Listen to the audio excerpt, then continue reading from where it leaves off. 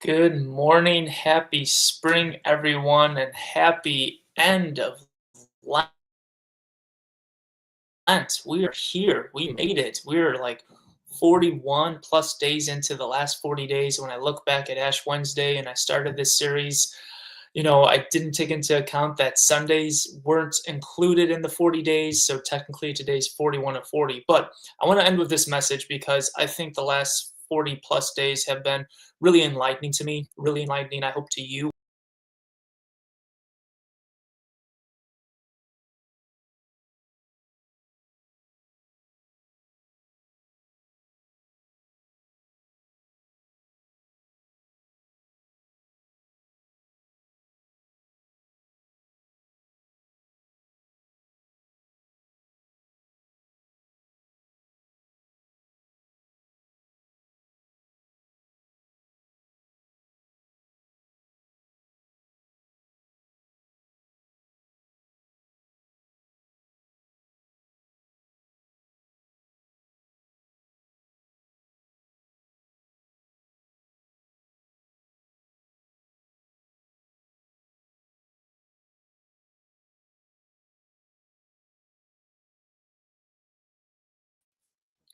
I think we're back. Sorry, everyone. I think I just timed out there. So here's the thing. We're going to talk about worry, and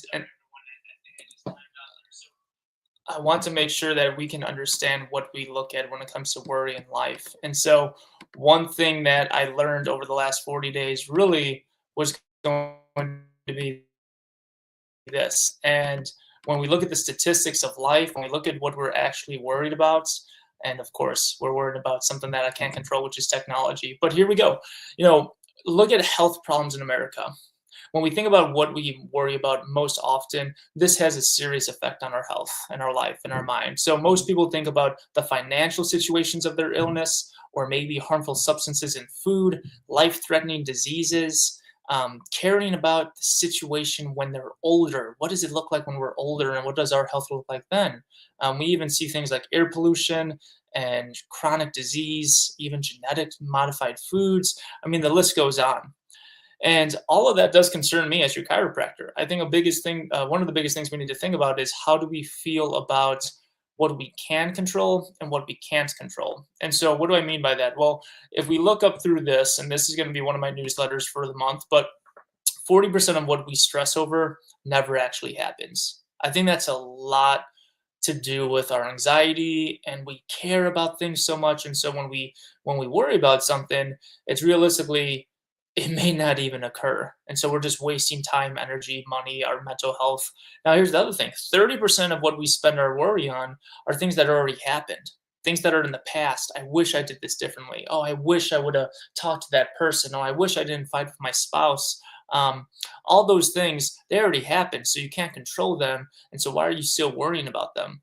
Some of the other stuff we think about or worry about is 12% of it gets wasted on the opinions of others. I'm worried about what that person thought of me, or I'm worried about what my boss thinks of me and my work, and I'm worried about what my teacher or my professor thinks of me, or my girlfriend or my wife. Like all these things, we can't control what other people think about us. So why are we worrying about them? Which is huge.